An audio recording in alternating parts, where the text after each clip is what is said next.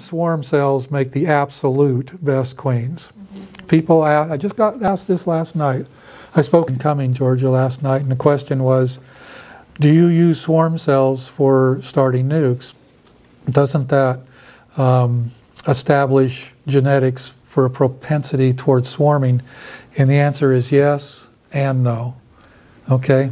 If you go into a yard and let's say you got 20 colonies and only one of them is building swarm cells and it's a little early, what's that tell you?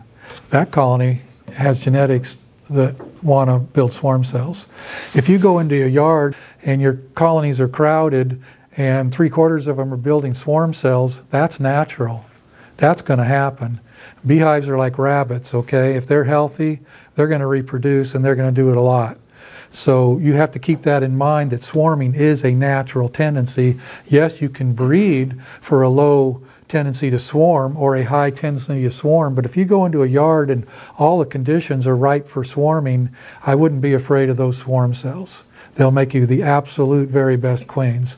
Better than anything anybody can make.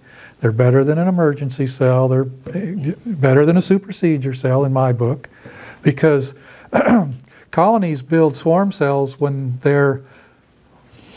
They need them. Well, they need them, but I used this term last night, and it can sound a little rude, but they are really juicy. They are juiced up. They are well fed. They just want to make royal jelly. I mean, they are ready to go. You're going to get your best cells, and we're not afraid to, if we got 12 cells in a colony that I just described, we're not afraid to use them all. You'll see a whole bunch of one-frame nukes show up in my bee yard if we run across a colony like that, because I consider that a harvest too.